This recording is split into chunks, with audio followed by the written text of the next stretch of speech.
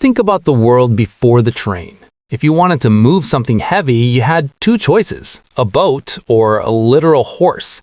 Then everything changed.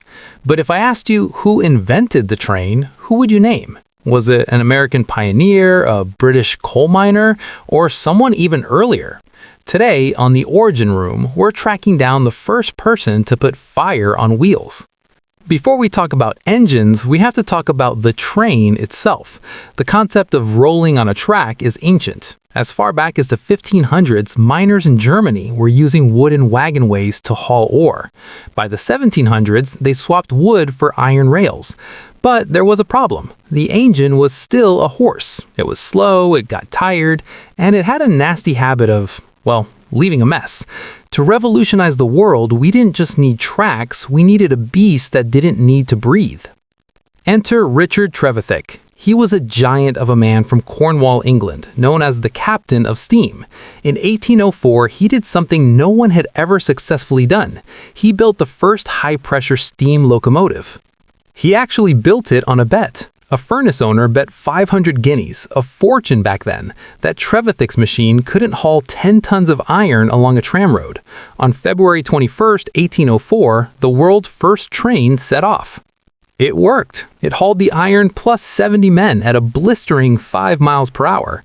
But here's the twist. Trevithick is rarely the name in the history books. Why?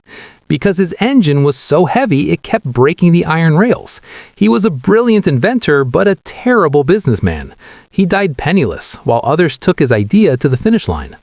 If Trevithick gave the train a heart, George Stephenson gave it a life. Stephenson is known as the father of railways. He didn't just build an engine, he built the standard. In 1829, there was a contest called the Rainhill Trials to find the best locomotive for a new line between Liverpool and Manchester. Stephenson entered a machine called the Rocket. The Rocket wasn't the only engine there, but it was the only one that didn't break down. It hit 24 miles per hour, fast enough to convince the world that steam was the future. This was the birth of the first modern commercial railway.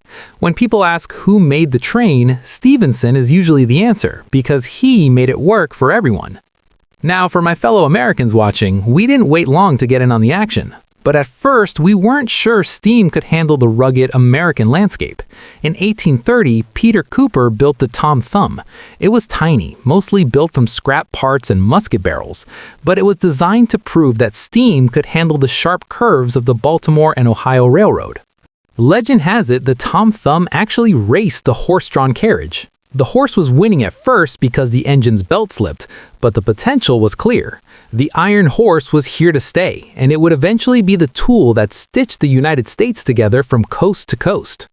So, who made the train first? If you mean the concept, ancient miners. If you mean the first working steam engine, Richard Trevithick in 1804.